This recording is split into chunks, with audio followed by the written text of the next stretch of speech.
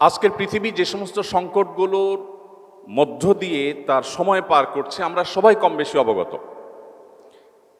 এই সংকটগুলোকে আমরা যদি ভাগ করি তাহলে দেখা যাবে একদিক থেকে রাজনৈতিক এবং রাষ্ট্রীয় নেতৃত্বের চ্যালেঞ্জ, অপর দিক থেকে পরিবেশগত সমস্যা এবং পরিবেশের ভারসাম্যহীনতার চ্যালেঞ্জ, আরেক দিকে আমরা দেখি সামাজিক অস্থিরতা এবং অবিচারের চ্যালেঞ্জ। এর পাশাপাশি রয়েছে অর্থনৈতিক বৈষম্য এবং দারিদ্র্যের চ্যালেঞ্জ, তার সাথে রয়েছে স্বাস্থ্য সংকট এবং মহামারী সহ আরও বহুবিধ চ্যালেঞ্জ। রাজনীতি এবং রাষ্ট্রীয় নেতৃত্বের যে চ্যালেঞ্জগুলো, এগুলো আমরা যারা বাংলাদেশে জন্ম নিয়েছি এবং এখানে বেড়ে উঠেছি, এখানে বসবাস করছি, এগুলো আমাদের চাইতে বেশি বোধহয় পৃথিবীর খুব কম দেশের মানুষই উপলব্ধি করতে পারছে যে আজকের পৃথিবী কি কি চ্যালেঞ্জের মধ্য দিয়ে তার সময়গুলো পার করছে। আমাদের এখানে ক্ষমতার অপব্যবহার এটা নিত্য নৈমিত্তিক ব্যাপার। সবাই আমরা ক্ষমতার দাপট দেখাতে অভ্যস্ত।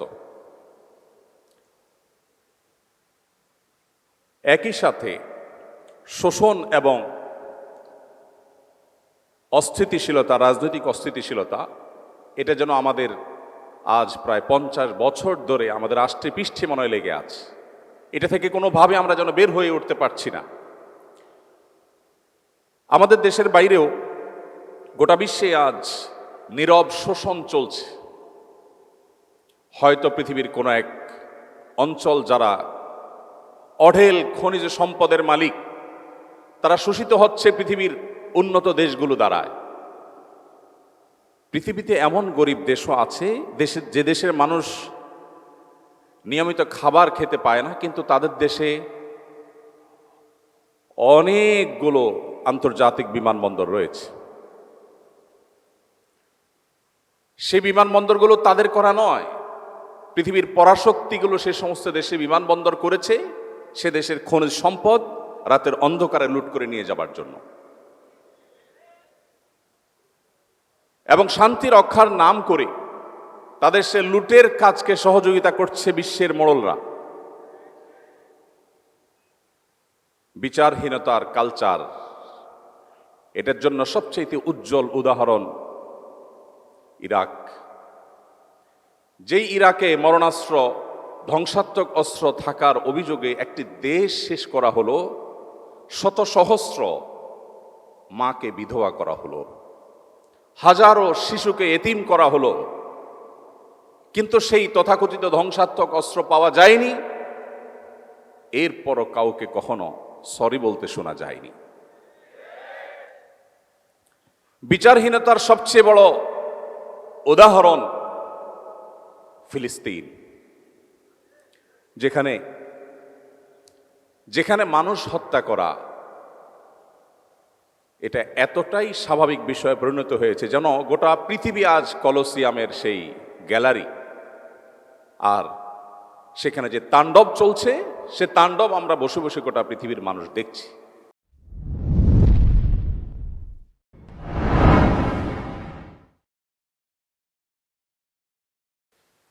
আগামী 100 বছর 200 বছর পরের যে প্রজন্ম পৃথিবীতে আসবে, আমাদের নিয়ে তারা আলোচনা করবে পৃথিবীতে তখন মানুষ ছিল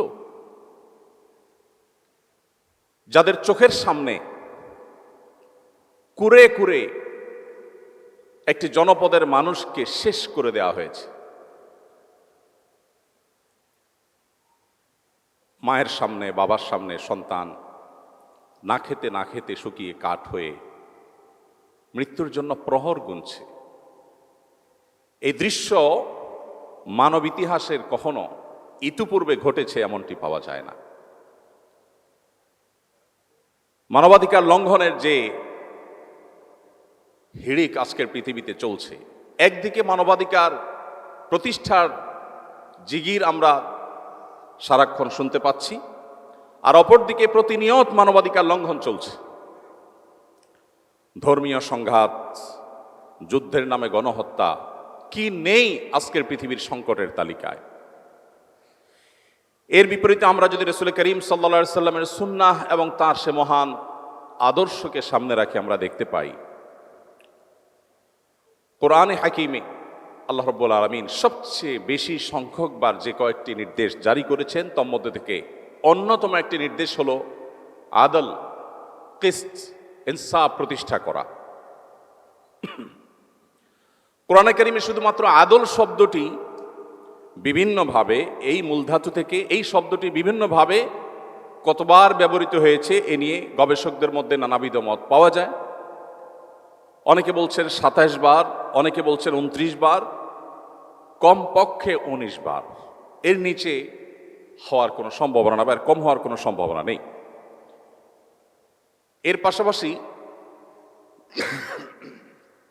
আদলের পাশাপাশি কিস্ত শব্দটি একই অর্থ দেয়, এবং সেই শব্দটি কোরআনে ব্যবহৃত হয়েছে প্রায় কমপক্ষে ২১ বার, অর্থাৎ ৪০ বার কমপক্ষে শুধুমাত্র ইনসাফ এবং ন্যায় বিচার প্রতিষ্ঠা করবার নির্দেশ আল্লাহ তাআলা দিয়েছেন। আপনারা জানেন, কোরআনের মতো পাইকারি কথা বলার মহাগ্রন্থ কিয়ামত পর্যন্ত আগত মানব জাতির সকল সমস্যার, মৌলিক সমস্যার সমাধানের মূল সূত্র যেই মহাগ্রন্থে বাতলে দেওয়া হয়েছে, সেখানে খুচরা বিষয়ে আলাপের কোনো সুযোগ নেই।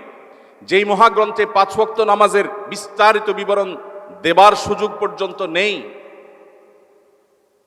সেই মহাগ্রন্থে আল্লাহ রাব্বুল আলামিন যে সমস্ত আদেশ করেছেন, বিশেষ করে কোরআনে কারিমের আদেশ নিষেধের তালিকার দিকে একবার চোখ বুলালে আমাদের কাছে স্পষ্ট হয়ে যাবে আল্লাহ রাব্বুল আলামিনের কাছে মুহাম্মদ সাল্লাল্লাহু আলাইহি ওয়াসাল্লামের আদর্শে ইনসাফ এবং ন্যায় বিচারের গুরুত্ব কতখানি হলে শত সহস্র ইস্যু থাকতে শুধুমাত্র ন্যায় বিচারের ব্যাপারে আল্লাহ তাআলা পৃষ্ঠায় পৃষ্ঠায় পাতায় পাতায় কোরআনে বারবার মানব জাতিকে সতর্ক করেছেন। আপনারা সবাই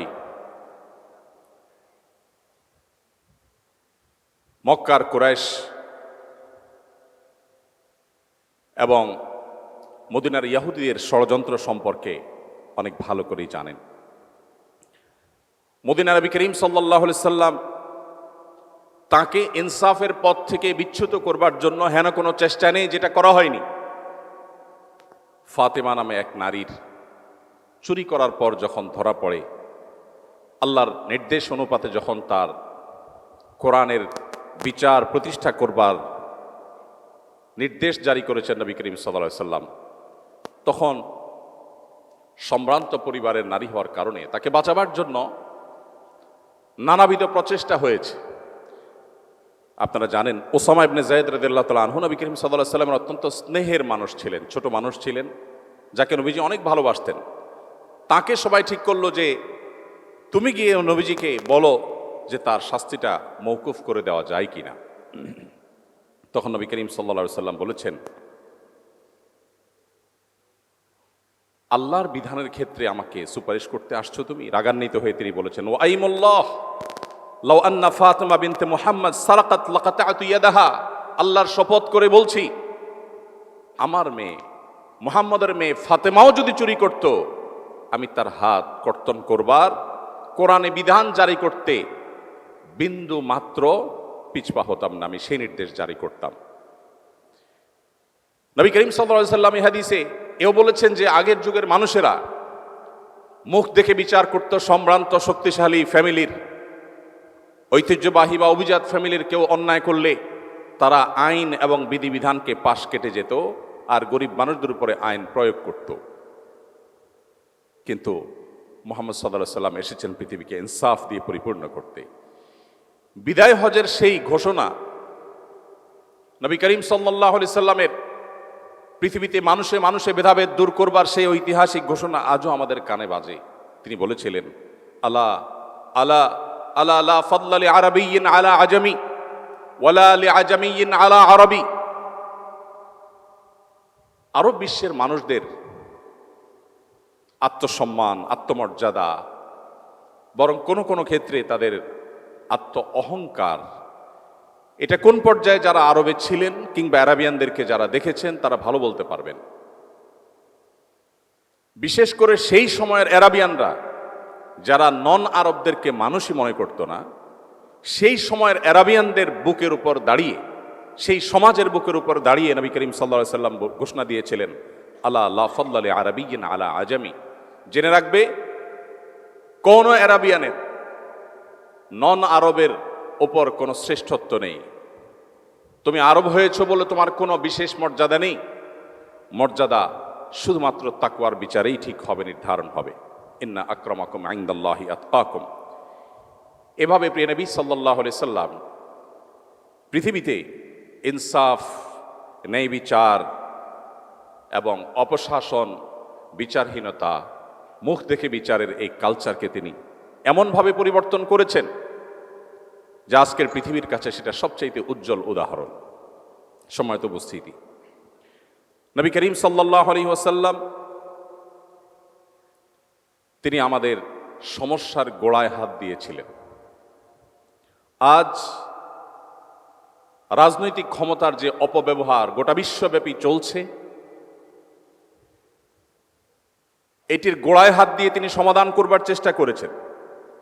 তিনি মানুষকে সে দর্শনের দীক্ষা দিয়েছেন, শিক্ষা দিয়েছেন, যেই দর্শনে বিশ্বাসী মানুষ কখনো তার রাজনৈতিক ক্ষমতার অপব্যবহার করতে পারে না। নবী করিম সাল্লাল্লাহু আলাইহি সাল্লাম আমাদেরকে শিক্ষা দিয়েছেন যে ইন্নাল্লাহ হুয়াল কাদির, আল্লাহ রাব্বুল আলামিন শুধুমাত্র কাদির, তিনি শুধুমাত্র সবকিছু করতে পারেন, সব কিছুর ক্ষমতা শুধুমাত্র তার নিয়ন্ত্রণে, আমরা তার দাস মাত্র, যেই হই না কেন।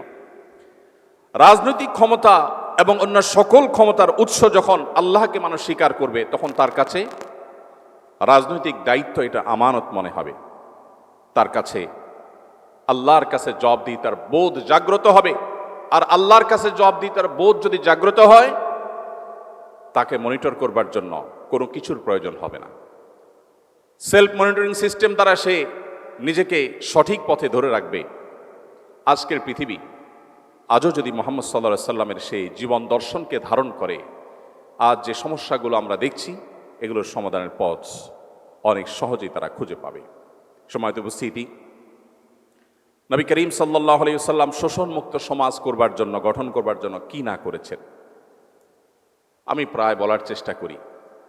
অনেক নীতি কথা আজকের সমাজে আমরা শুনতে পাই, অনেক সুশীল মানুষ আমরা দেখতে পাই।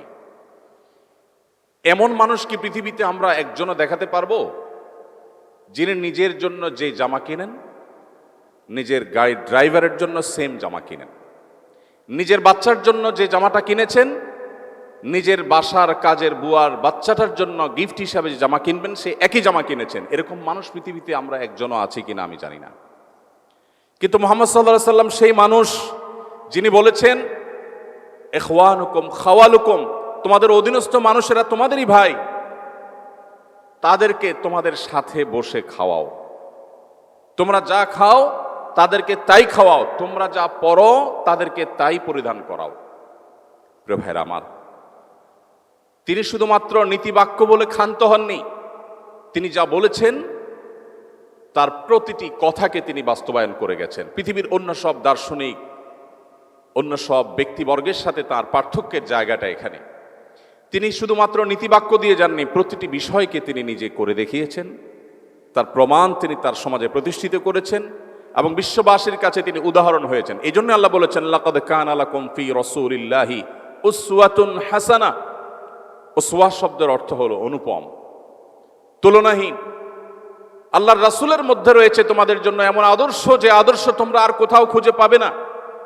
পৃথিবীতে কোনো মনীষী পাওয়া কঠিন হবে, তিনি যত বড় মহানই হন না কেন, যে তার বাসার অধীনস্থ কাজের লোকদের জন্য সেই পোশাক কিনবেন যে পোশাক তার গায়ে থাকবে, একই গাড়িতে চলবেন, ড্রাইভার এবং তার পোশাকে কোনো পার্থক্য থাকবে না, একই জামা, একই ব্র্যান্ডের, হয়তো একই কালারের জামা তিনি পরবেন এবং পরাতে দিবেন। এত মহান মানুষ পৃথিবীতে মুহাম্মদ সাল্লাল্লাহু আলাইহি সাল্লাম ছাড়া আর কাউকে পাওয়া সম্ভব নয়। সম্মানিত উপস্থিতি, শোষণমুক্ত সমাজ গড়ে তোলার জন্য শ্রমিকের অধিকার নিয়ে কি না করেছেন তিনি। পৃথিবী বলছে শ্রমিকের অধিকার দাও, নবীজি বলছেন না, হয়নি। শ্রমিকের অধিকার দেওয়া নয়, ঘাম শুকাবার আগে দিতে হবে। পৃথিবী বলে শ্রম দিয়েছে তারপর পারিশ্রমিক দাও, নবীজি বলেছেন না, শ্রম দিয়ে শেষ করার আগে আগে পারিশ্রমিক দাও। সৌদি আরবে সরকারিভাবে এবং বেসরকারিভাবেও, আমি 10 বছর সৌদি আরবে ছিলাম, সে সুবাদে আমি জানি, সেখানে স্যালারি ইস্যু হতো। এখন কি চলছে বা কি আছে আমি জানি না, বাকি আমি 2009 থেকে 18 এই সময়ের কথা বলছি। 10 বছর আমি নিজে এর উপকারভোগী এবং আমি দেখেছি যে সেখানে হিজরি সন অনুপাতে স্যালারি ইস্যু হয়ে থাকে। সরকারি বেসরকারি সমস্ত প্রতিষ্ঠানগুলোতেই, প্রায় বেশিরভাগ প্রতিষ্ঠানগুলোতেই আমি দেখেছি যে মাসের 25, 26, 27 তারিখের মধ্যে স্যালারি ইস্যু হয়। ওই যে নবীজি বলেছেন ঘাম শুকাবার আগে, এজন্য মাস শেষ হওয়ার আগে তারা স্যালারি ইস্যু করে। সম্মানিত উপস্থিতি, মুহাম্মদ সাল্লাল্লাহু আলাইহি সাল্লাম যে জীবন দর্শন আমাদের কাছে রেখে গেছেন, তার সে জীবন দর্শন আজকের পৃথিবীর যাবতীয় রাজনৈতিক এবং রাষ্ট্রীয় নেতৃত্বের যত সংকট আছে সেগুলো দূর করবার জন্য সবচাইতে কার্যকর এবং সবচাইতে বাস্তবসম্মত। আজকের পৃথিবীতে অনেক নসিহা, পরমত সহিষ্ণুতার বিষয়ে, সংখ্যালঘুদের অধিকারের বিষয়ে আমরা শুনতে পাই। যদিও নসিহার মধ্যেই সেটি সীমাবদ্ধ থাকে, আমরা দেখি বাস্তবে তার উল্টো। পৃথিবীর উন্নত অনেক দেশ আছে যে দেশগুলো আমাদের দেশে তথাকথিত সংখ্যালঘু নির্যাতনের কথা বলে আমাদেরকে চাপের মধ্যে রাখে। যদিও পৃথিবীতে সংখ্যালঘুদের অধিকারের ব্যাপারে বাংলাদেশের মানুষের মতো সচেতন, বাংলাদেশের মানুষের মতো সতর্ক এবং দায়িত্বশীল মানুষ পৃথিবীতে পরের কথা আমাদের সাবকন্টিনেন্টের আশেপাশের কোনো দেশের মধ্যেও নেই। আমি চট্টগ্রাম হাটাজারি মাদ্রাসায় পড়েছি।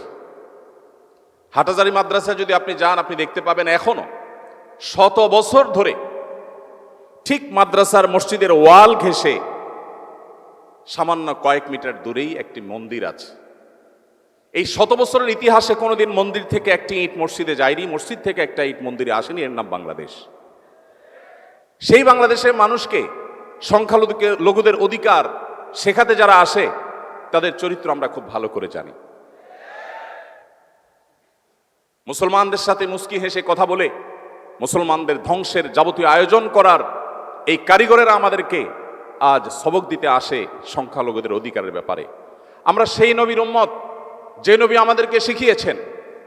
আল্লাহ তাআলা কোরআনে বলেছেন, লা ইয়ানহাকুমুল্লাহু আনিল্লাযীনা লাম ইউকাতিলুকুম ফিদ-দীন ওয়া লাম ইখরিজুকুম মিন দিয়ারিকুম আন তাবাররুহুম ওয়া তুকসিতু ইলাইহিম ইন্নাল্লাহা ইউহিব্বুল মুকসিতিন।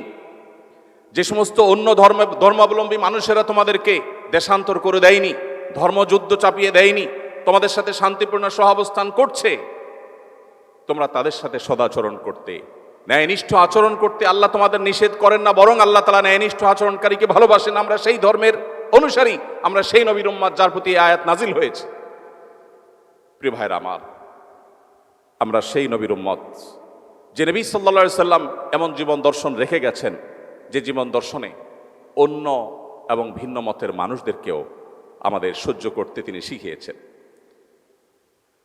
তার ঐতিহাসিক মদিনা সনদের কথা আমরা কে না জানি, যে মদিনা সনদ আজও গোটা বিশ্বের মানুষের কাছে সবচেয়ে বড় রোল মডেল। ভিন্ন ধর্মের মানুষদেরকে কিভাবে অ্যাকোমোডেট করে একটি শান্তিপূর্ণ সমাজ গড়বার উদ্যোগ নিতে হয়, নবী করিম সাল্লাল্লাহু আলাইহি সাল্লামের এই সিদ্ধান্ত রাজনৈতিক অঙ্গনে সবচেয়ে বড় এবং সবচেয়ে পুরাতন মডেল। সম্মানিত উপস্থিতি, এর বাইরে নবী সাল্লাল্লাহু আলাইহি সাল্লামের রাজনৈতিক এবং রাষ্ট্রীয় যে সমস্ত সিদ্ধান্তগুলো ছিল, যে সমস্ত দর্শনগুলো ছিল, সেগুলো নিয়ে আলোচনা করা অনেক সময় সাপেক্ষ ব্যাপার। আমি আর সেদিকে যাচ্ছি না, শুধুমাত্র শেষের দিকে এসে বলছি, আজকে যুদ্ধের নামে যে গণহত্যা পৃথিবীতে চলছে, আমাদের দেশেও অনেককে দেখা যায় প্রিয় নবী মুহাম্মদ সাল্লাল্লাহু আলাইহি সাল্লামের চরিত্রে কালিমা লেপনের ব্যর্থ চেষ্টা তারা করেন। তারা নবী করিম সাল্লাল্লাহু আলাইহি সাল্লামকে এমনভাবে ফুটিয়ে তোলার, এমনভাবে উপস্থাপন করবার চেষ্টা করে যেন তিনি একজন যুদ্ধবাজ মানুষ ছিলেন, নাউজুবিল্লাহ। প্রিয় ভাইরা আমার, আপনারা নিশ্চয়ই জেনে থাকবেন নবী করিম সাল্লাল্লাহু আলাইহি সাল্লামের জীবনে যতগুলো যুদ্ধে, যতগুলো অভিযানে তিনি অংশগ্রহণ করেছেন, তার নেতৃত্বে যতগুলো যুদ্ধ হয়েছে, সাকুল্যে সবগুলো যুদ্ধে দুই পক্ষের যে মানুষ মারা গেছেন, উভয় পক্ষের, মুসলিমদের এবং শত্রুপক্ষের উভয় পক্ষের যে মানুষগুলো মারা গেছেন, রণাঙ্গনে যুদ্ধে মারা যাওয়া মানুষের সংখ্যা প্রায় 400-র কাছাকাছি।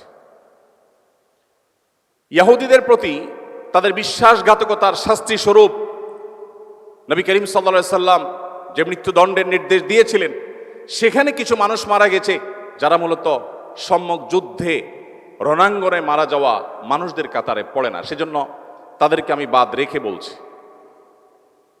আজকের পৃথিবীতে কোনো একটা এলাকার পার্লামেন্ট মেম্বার নির্বাচিত হওয়ার জন্য শুধুমাত্র অগণিত মানুষকে জীবন দিতে হয়। দুটি বিশ্বযুদ্ধে দুটি বিশ্বযুদ্ধে মিলিয়ন মিলিয়ন মানুষকে প্রাণ দিতে হয়েছে। আর মুহাম্মদ সাল্লাল্লাহু আলাইহি সাল্লামের আদর্শকে পৃথিবীতে প্রতিষ্ঠিত করবার জন্য সাকুল্যে প্রায় মাত্র 400 মানুষকে রণাঙ্গনে জীবন দিতে হয়েছে উভয় পক্ষের। এরপরে মুহাম্মদ সাল্লাল্লাহু আলাইহি সাল্লামকে যারা যুদ্ধবাজ মানুষ হিসেবে দেখাবার চেষ্টা করে, তাদের চাইতে জ্ঞান পাপী আর কেউ হতে পারে না। সম্মানিত উপস্থিতি, মুহাম্মদ সাল্লাল্লাহু আলাইহি ওয়াসাল্লাম তার যুদ্ধের যে নীতি ছিল, দু একটি পয়েন্ট আপনাদের জানা বিষয়গুলো আপনাদের সাথে শেয়ার না করে আমি পারছি না। আজ বলা হয় আজকের পৃথিবী সভ্য পৃথিবী, বলা হয় আজকের পৃথিবী মানবিক পৃথিবী, বলা হয় আজকের পৃথিবী মানবাধিকারের পৃথিবী, বলা হয় আজকের পৃথিবী নারী অধিকার আদায়ের পৃথিবী। মুহাম্মদ সাল্লাল্লাহু আলাইহি সাল্লাম যখন নারী অধিকার নিয়ে কথা বলেছেন, তখন নারী অধিকার নিয়ে কথা বলাটা ফ্যাশনের বিষয় ছিল না, আজকে যেমনটি ফ্যাশনের বিষয়ে পরিণত হয়েছে। আজকে কেউ নারী অধিকার নিয়ে সচেতন মানে সে খুব সময় সচেতন মানুষ। তার জন্য পৃথিবীর হাজারো সংগঠন, হাজারো প্রতিষ্ঠান তার পাশে এসে দাঁড়াবে, এবং এটা একটা ফ্যাশনের বিষয় হয়ে গেছে যে নারী সচেতন, নারী অধিকার সচেতন।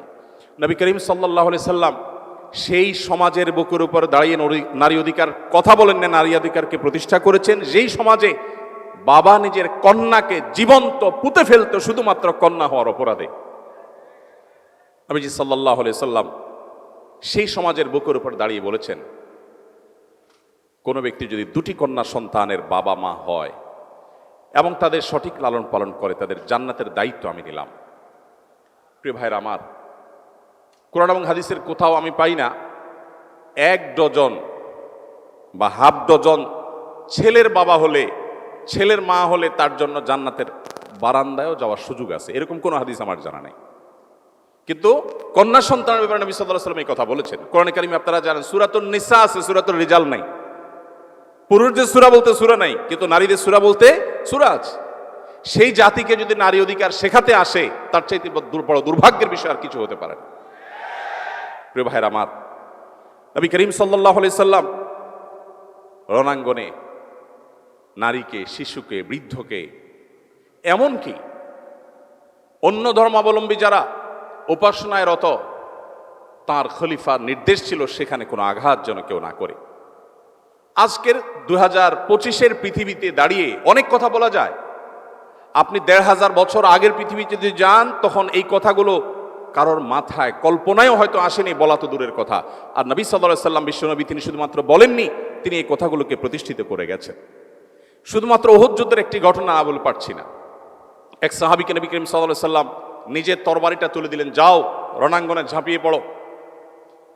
তিনি তরবারি হাঁকাতে হাঁকাতে যুদ্ধ করছেন। হঠাৎ করে দূর থেকে মনে হলো কোনো একজন প্রতিপক্ষের যোদ্ধা কাউকে ধরাশয়ী করেছে বা কিছু একটা করছে। তিনি দৌড়ে সেখানে গেলেন, যে দেখতে পেলেন একজন নারী, যিনি একটি লাশের সাথে এমন আচরণ করছেন যেটি কোনো মানুষ সহ্য করতে পারে না। আপনারা সবাই কম বেশি জানেন। লাশের বিকৃতির এই ঘটনা দেখে, সেই লাশ মুসলমানের লাশ দেখে ওই সাহাবী টকবগে জ্বলে উঠলেন, তরবারি বের করলেন। যখন তাকে আঘাত করতে যাবেন, হঠাৎ তিনি থমকে দাঁড়ালেন, কারণ তিনি পরবর্তীতে বলেছেন, এই তরবারি তো মুহাম্মদ সাল্লাল্লাহু আলাইহি সাল্লামের তরবারি। তিনি কোনোদিন কোনো নারীর গায়ে কখনো ফুলের টোকা দেননি। এই নারী যত বড় অপরাধী করুক না কেন, অন্তত মুহাম্মদ সাল্লাল্লাহু আলাইহি সাল্লামের তরবারি দিয়ে তাকে আঘাত আমি করতে পারি না। আপনি কোথায় পাবেন সেই জীবন আদর্শ?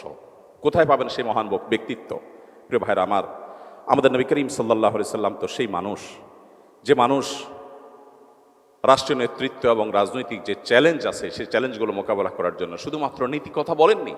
আপনারা সবাই জানেন, তিনি বিছানায় শুয়েছেন, পিঠে দাগ পড়ে গেছে, তাকে মায়া করে বলা হলো, আপনার জন্য একটু নরম বিছানার ব্যবস্থা করি। তিনি বলেছেন, না, প্রয়োজন নেই। তখনকার পারস্য সম্রাট, রোমান সম্রাট, আশপাশের সম্রাটদের যে জীবনযাপনের তাদের যে কালচার ছিল, কৃষ্টি ছিল, তাদের যে শৌখিন লাইফস্টাইল ছিল, তার তুলনায় মুহাম্মদ সাল্লাল্লাহু আলাইহি সাল্লামের সাদাসিধা জীবন মানব ইতিহাসে হয়তো দুই একটা খুঁজে পাওয়া যাবে, কিন্তু সামগ্রিকভাবে তার তুলনা পৃথিবীতে দেওয়ার মতো কোনো মানুষ আপনি পাবেন না।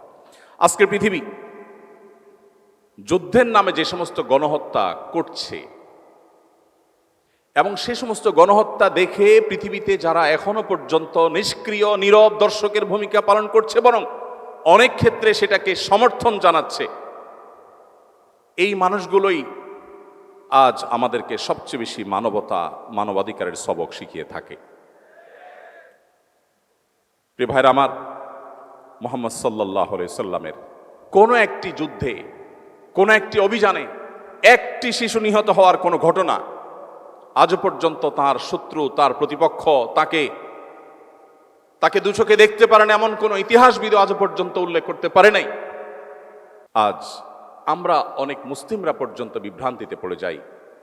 চকচকে তকতকে পরিবেশ দেখে, আজকের পৃথিবী দেখে অনেকেই নিজের ঈমান নিয়ে সন্দিহান হয়ে পড়েন। মুসলমানদের নানা দিক থেকে অধঃপতন এবং পিছিয়ে পড়া দেখে আমরা অনেকে বিভ্রান্তির মধ্যে পড়ে যাই। সন্দেহাতীতভাবে কিয়ামতের আগে যে ফিতনাগুলো পতিত হওয়ার কথা নবীজি বলেছিলেন, এগুলো তার মধ্যে থেকে একটি। অতএব আজও আমাদেরকে বৈশ্বিক চ্যালেঞ্জ মোকাবেলার জন্য ফিরে যেতে হবে মুহাম্মদ সাল্লাল্লাহু আলাইহি সাল্লামের সিরাতে, তার জীবন দর্শনে এবং তার আদর্শের কাছে। আজকে পৃথিবীতে যে পরিবেশগত সমস্যা, সংকট চরম আকার ধারণ করেছে, আপনারা সবাই কম বেশি জানেন। আপনি ইউরোপে, আমেরিকাতে, পশ্চিমে গেলে নিশ্চয়ই দেখবেন যে পরিবেশ বান্ধব করার জন্য তাদের হেন কোনো চেষ্টা নাই, তারা করছে না। অথচ উন্নতির নামে, জীবনকে সহজ করবার নামে মানব সভ্যতার ধ্বংস ডেকে আনতে পারে এরকম বহুবিধ কাজ আমরা করেছি। এখন সেই আমরা আজ পরিবেশের ভারসাম্যহীনতাকে দূর করবার জন্য আমরা সংগ্রাম করে চলেছি। পানির অপচয়, এটা তো এখন ফ্যাশনের ব্যাপার। আমরা যারা নিজেদেরকে মুসলমান বলছি, মুহাম্মদ সাল্লাল্লাহু আলাইহি ওয়াসাল্লামের আদর্শ অনুসারে বলছি, আমরা ওযু করতে যে পরিমাণ পানি, ট্যাপের পানি ব্যবহার করে থাকি, শুধু সেই পানিটাকে একত্র করলে দেখা যাবে ওই পানি দিয়ে মুহাম্মদ সাল্লাল্লাহু আলাইহি ওয়াসাল্লাম বহুবার গোসল সম্পন্ন করতেন। তার গোসলে কি পরিমাণ পানি লাগতো হাদিসে সেটা এসছে, নিশ্চয়ই আপনারা জানেন। তিনি ওযুতে কি পরিমাণ পানি ব্যবহার করতেন, কতটুকু পানি বরাদ্দ করতেন, সেটাও হাদিসে এসেছে। আমাদের ওযুতে, বিশেষ করে ট্যাপ ছেড়ে দিয়ে যখন আমরা ওযু করি যে পরিমাণ পানি ব্যবহার করি, তার বহুবার গোসলেও এত পানি দরকার হতো না। নবী করিম সাল্লাল্লাহু আলাইহি সাল্লাম পানি অপচয় সম্পর্কে যখন নিষেধাজ্ঞা আরোপ করেছেন, সতর্ক করেছেন, কেউ যখন বলল, হে আল্লাহর রাসূল, আমরা যখন সমুদ্রে থাকি, নৌকায় বা জাহাজে থাকি, তখনও কি পানি ব্যবহারের সময় আমাদেরকে হিসেব করতে হবে? সেখানে তো পানির কোনো অভাব নেই। নবীজি বলেছেন, হ্যাঁ, সেখানেও তোমাকে পানি ব্যবহারে মিতব্যয়ী হতে হবে। প্রিয় ভাইয়ের আমার, নবী করিম সাল্লাল্লাহু আলাইহি সাল্লামের প্রত্যেকটা বিষয়কে আমরা 2025-এর পৃথিবীতে বসে আলোচনা করছি, পর্যালোচনা করছি, কিন্তু আমাদের উচিত 1500 বছর আগের পৃথিবীতে ফিরে গিয়ে তারপর কল্পনা করা এবং মূল্যায়ন করা, পর্যালোচনা করা যে সেই সমাজের বুকে এটা বলাটা কেমন ছিল। আজকের পৃথিবী পরিবেশ দূষণ করে গোটা পৃথিবীকে বাস অযোগ্য করে ফেলেছে, আমরা করে ফেলেছি। এরপর আমরা এখন পরিবেশ রক্ষার কথা বলছি। মুহাম্মদ সাল্লাল্লাহু আলাইহি সাল্লাম যখন পরিবেশ রক্ষার পরে সচেতনতা সৃষ্টি করেছেন, তিনি যখন মানুষকে অ্যাওয়্যার করেছেন, মানুষকে সচেতন করেছেন, পৃথিবী পরিবেশের এই সংকটের মধ্যে ছিল না, আমরা সবাই কম বেশি জানি। তিনি বলেছেন, আপনারা সবাই নিশ্চয় জানবেন, নবী সাল্লাল্লাহু আলাইহি সাল্লামের হাদিস, তোমার হাতে যদি কোনো গাছের চারা থাকে, এদিকে ইসরাফিল আলাইহিস সালামকে সিংহা ফুৎকার দিতে তুমি দেখো, যিনি সিংহা ফুৎকার দেওয়ার প্রস্তুতি নিয়েছেন, এখনই ফুৎকার দিবেন, যাতে গোটা পৃথিবী সৃষ্টি জগতের সবকিছু তোলার মতো উঠতে থাকবে, গাছপালা কিছুই থাকবে না। এরকম পরিস্থিতিতেও তোমার হাতে থাকা গাছের চারাটা তুমি রোপণ করে দাও। পৃথিবীর কোন মনীষী এমন অসাধারণ এবং এমন জীবনমুখী, বাস্তবমুখী শিক্ষা এবং নির্দেশনা দিয়েছেন? প্রিয় ভাইরা আমার, তিনি যখন আমাদেরকে বলেছেন, ইয়াকুমুল জুলুস আলাত তারিক, তোমরা কেউ পথে ঘাটে বসবে না, রাস্তায় বসবে না, রাস্তা দখল করবে না, তখন কিন্তু রাস্তায় যানজটের সমস্যা সৃষ্টি হয়নি। সেই 1500 বছর আগের পৃথিবীতে, মক্কাতে মানুষই ছিল হাতে গোনা কয়েকজন। রাস্তায় যানজট হওয়ার কথা মানুষ স্বপ্নে কোনোদিন ভাবেও না যে রাস্তায় কোনোদিন যানজট হতে পারে। সেই সময় তিনি বলে গেছেন, ইয়াকুমুল জুলুস আলাত তারিক, তোমরা কেউ রাস্তা দখল করতে যাবে না, খবরদার। আজ ঢাকা শহরে যখন ফুটপাত দখলের মহোৎসব চলে, রাস্তাঘাট দিয়ে আমরা চলাফেরা করতে যখন পারি না, অসুবিধা তৈরি হয়, এই হাদিসকে সামনে রাখলে মনে হয় নবীজি মনে হয় আজকে আমাদের ঢাকা শহরকে লক্ষ্য করে, আমাদেরকে লক্ষ্য করে মনে হয় হাদিস বলেছেন, অথচ তিনি বলেছেন 1450 বছর আগে। প্রিয় ভাইরা আমার, এই জন্য আজকের পরিবেশ সংশ্লিষ্ট যত সংকট আছে সেগুলো মোকাবেলার জন্য নবী সাল্লাল্লাহু আলাইহি সাল্লামের আদর্শের চর্চার কোনো বিকল্প নেই। একটি বিষয় আমি বিশেষভাবে উল্লেখ করতে চাই, হাদিসটি আমরা সবাই কম বেশি জানি। নবী সাল্লাল্লাহু আলাইহি সাল্লাম বলেছেন ইমানের 70 শাখা আছে। আদনাহা ইমাতাতুল আযা আনিত তারিক, ইমানের সবচেয়ে সাধারণ শাখা হলো পথ পরিষ্কার করা। পথ পরিষ্কার করা ইমানের অঙ্গ। অথচ আমরা যারা 5 ওয়াক্ত নামাজ পড়ি সে মুসলমানরাও অন্যের ফেলে দেয়া ময়লা আবর্জনা বা মানুষের কষ্টের কারণ হতে পারে সেরকম কোনো কিছু থেকে রাস্তাকে পরিচ্ছন্ন করা, রাস্তায় পরিচ্ছন্নতা অভিযানে সামিল হওয়া, এটাকে ইবাদত হিসাবে গণ্য করা, সওয়াবের কাজ হিসাবে গণ্য করার নজির খুব কম আছে। আমরা সুন্নাহ ফাউন্ডেশন থেকে অনেক দিন থেকে ভাবছি সারা দেশে ইমামদের জন্য কয়েকটি কম্পিটিশনের অ্যারেঞ্জ করব। তার মধ্যে থেকে একটি থাকবে কোন ইমাম তার মসজিদ এরিয়াকে সবচেয়ে সুন্দর, সবচেয়ে ক্লিন, পরিচ্ছন্ন করতে পারেন ইমামের নেতৃত্বে মুসল্লিদেরকে সাথে নিয়ে। কারণ আমার রাসূল তো আমাকে পথ পরিষ্কারের আলাদা নির্দেশ করেছেন এবং এটা একটা আমল, এটা একটা সওয়াবের কাজ। আমরা যদি ঢাকা শহরের 1 কোটি মানুষ মাত্র 10 মিনিট সময় হাতে নিয়ে আমরা যদি ঢাকা শহরকে পরিচ্ছন্ন করতে যাই, আমার তো মনে হয় ঢাকা শহরের কোনো ময়লা আবর্জনা কোনো কিছুই অবশিষ্ট থাকার কথা নয়। প্রিয় ভাইরা আমার, মহানবী সাল্লাল্লাহু আলাইহি সাল্লাম পরিবেশকে সুন্দর রাখবার জন্য যে নির্দেশনা দিয়েছেন সেটা কোনো অথরিটি নির্ভর নয়, প্রত্যেকটা মানুষের সেলফ মোটিভেশনের জন্য তিনি নির্দেশনা জারি করেছেন। সময় তো ভাইরা আমার, এটা কি প্রশ্ন তো সহ? ওকে, জি ঠিক আছে, ধন্যবাদ। সময়ত উপস্থিতি, সামাজিক অস্থিরতা এবং অবিচার আজ চরমে। আমরা কে না জানি আইন শৃঙ্খলা চকচকে তকতকে দেখি পৃথিবীর অনেক দেশে, যেটা দেখে আমাদের মনে হয় যে বাহ, কত সুন্দর তারা সভ্য হয়ে গেছেন। সন্দেহাতীতভাবে অ্যাপ্রিসিয়েট করার মতো অনেক কিছু আছে, কিন্তু এর পেছনের যে আমাদের অজানা ইতিহাস, অজানা ঘটনাবলী বা অজানা অধ্যায় আছে, সেটাও আমাদের আমলে আনা উচিত এর সঠিক পর্যালোচনা করবার জন্য। আজ পৃথিবীর সবচেয়ে উন্নত অংশ মনে করা হয় যে দেশ বা যে দেশগুলোকে, সেখানে বর্ণবাদ এখনো এতটা শক্তিশালী যে এখনো পর্যন্ত কৃষ্ণাঙ্গদেরকে দিনের আলোতে পায়ের নিচে পাড়া দিয়ে মেরে ফেলা হচ্ছে, গোটা পৃথিবী দেখছে।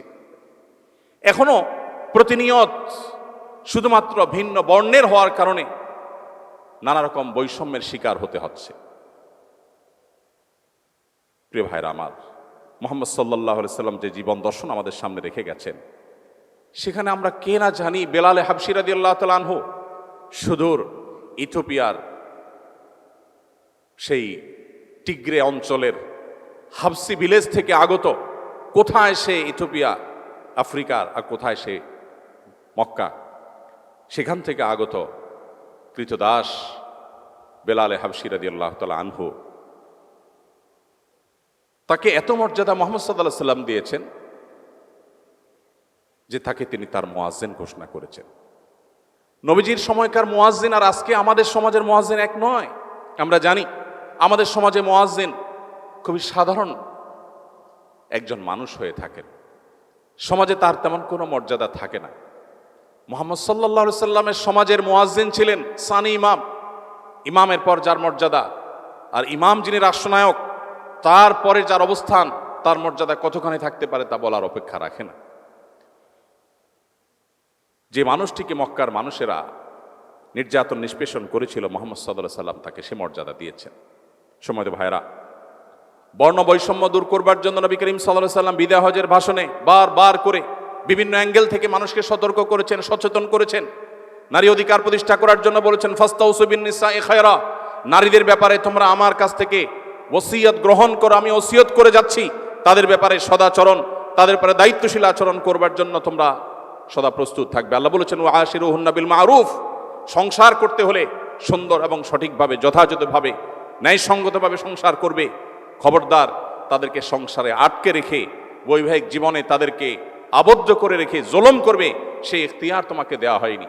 সময়ত ভাইরা, আজ বর্ণবাদের বিরুদ্ধে হয়তো সবাই কথা বলবে, কিন্তু মুহাম্মদ সাল্লাল্লাহু আলাইহি সাল্লাম শুধু কথা বলেন নাই, তিনি বেলাল হাবশীকে এমন জায়গায় বসিয়েছেন যে জায়গায় বসানোর ফলে সমাজের কেউ বর্ণবাদ নিয়ে টু শব্দ করবার মতো সাহস দেখায়নি। আজও পৃথিবীতে অনেক কৃষ্ণাঙ্গকে সম্মানজনক জায়গায় বসানো হয়, ক্ষমতার আসনে বসানো হয়, কিন্তু তার পেছনের ইতিহাস হলো রন্ধ্রে রন্ধ্রে বর্ণবাদ, রন্ধ্রে রন্ধ্রে বৈষম্য নানাভাবে সেখানে বিরাজ করছে। সময়ত ভাইরা, নবী করিম সাল্লাল্লাহু আলাইহি সাল্লামের বিদায় হজের ভাষণ শুধুমাত্র যদি আমরা আলোচনা করি, পর্যালোচনা করি, তাহলে বোধ হয় সেটা আলোচনা করে শেষ করা কঠিন হবে। তিনি ন্যায় এবং মানবিক এক পৃথিবী গড়ে তুলেছিলেন। তার পৃথিবীতে, তার সমাজে, তার আদর্শের মধ্যে যারা গড়ে উঠেছেন, তার নেতৃত্বে যারা গড়ে উঠেছেন, বেড়ে উঠেছেন, মানব ইতিহাসে ইনসাফের যে উদাহরণ তারা তৈরি করেছেন, এটা বোধ হয় মানব ইতিহাসে আর কখনো ফিরে আসবে না। আজকের পৃথিবী আবারও যদি তাকে চর্চা করে, তাকে অনুসরণ করে, আজকে যে সামাজিক অস্থিরতা আমরা দেখতে পাচ্ছি, যে অবিচার দেখতে পাচ্ছি, সেটা পরিপূর্ণভাবে নির্মূল করা সম্ভব।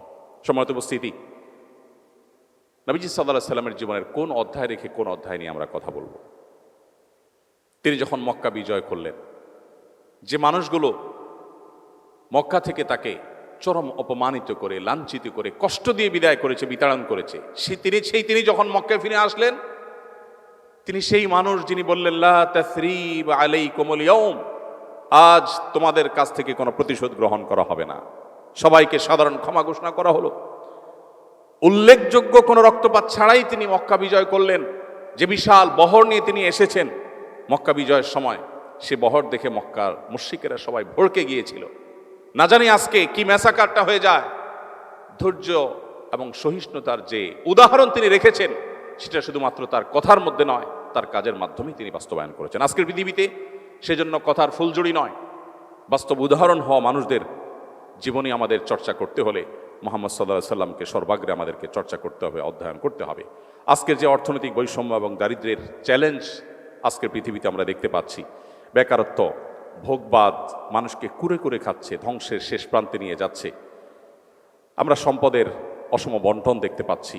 এই সব কিছু থেকে উদ্ধারের জন্য মুহাম্মদ সাল্লাল্লাহু আলাইহি সাল্লামের সেই জীবন দর্শনে যেতে হবে, যে জীবন দর্শন মানুষকে আখিরাতমুখী করে, যে জীবন দর্শন মানুষকে ব্যবসায়ী করে, মানুষকে উদ্যোক্তা হিসাবে গড়ে তোলে, কিন্তু সেটা মানব কল্যাণে, ভোগের জন্য নয়। প্রিয় ভাইয়ের আমার, মক্কা থেকে হিজরত করে আসা সাহাবীরা যখন মদিনায় আসলেন, অনেক বড় সংকট সেখানে তৈরি হতে পারত। আজকে আমাদের দেশে আমাদের নির্যাতিত রোহিঙ্গা ভাই বোনেরা যারা আমাদের দেশে আশ্রয় নিয়েছেন, তারা যদি আমাদের সমাজের সাথে পুরোপুরি মিশে যেতেন, তাহলে নানাবিধ অসুবিধা, বিশেষ করে কালচারাল সমস্যা হয়তো তৈরি হতে পারত। নবী করিম সাল্লাল্লাহু আলাইহি সাল্লাম মক্কা থেকে হিজরত করে আসা মুহাজির সাহাবীদেরকে মদিনায় যখন আসলেন, যাতে কোনো রকম সামাজিক কালচারাল ক্রাইসিস তৈরি না হয়, সেজন্য তিনি ঐতিহাসিক মুআখাত, পৃথিবীর ইতিহাসে পৃথিবীবাসীকে নতুন এক বিষয়ের সাথে পরিচয় করালেন। সেটা হলো যে মুহাজির এবং আনসার সাহাবীদের মধ্যে প্রত্যেকটা পার্সন টু পার্সন ভ্রাতৃত্বের বন্ধন তিনি গড়ে দিলেন। কমনলি বলা এক জিনিস, আর একজন মুহাজিরের সাথে একজন আনসারের সাথে ভাই হিসাবে একটা বন্ধন তিনি সেখানে সংযুক্ত করলেন, এবং প্রত্যেকের ভাই হিসাবে তিনি স্টাবলিশ করলেন। এবং একটি অনাকাঙ্ক্ষিত ঘটনা মুহাজির এবং আনসারের সাথে, উল্লেখযোগ্য একটি অনাকাঙ্ক্ষিত ঘটনা তিনি ঘটতে দেননি। একবার একজন মুহাজির এবং আনসারের সাথে পানি নেওয়া নিয়ে একটু বাদানুবাদ হওয়ার পর একজন যখন তার সোজা দিকে, হে আমার আনসারি ভাইরা, তোমরা কোথায় আসো, এই মুহাজির ব্যক্তি আমাকে আঘাত করেছে, এরকম কিছু একটা যখন তিনি ডাক দিলেন, নবী সাল্লাল্লাহু আলাইহি সাল্লাম দীপ্ত কণ্ঠে বললেন, মালি, কি হলো আমার, যে তোমাদের কণ্ঠে আমি জাহিল যুগের আহ্বান শুনছি। এগুলো জাহিল যুগের আহ্বান, জাতিগত আহ্বান ডেকে সংঘাত সৃষ্টি করা, দাঙ্গা সৃষ্টি করা, মারামারি হানাহানি সৃষ্টি করা, এগুলো জাহিল যুগের স্বভাব।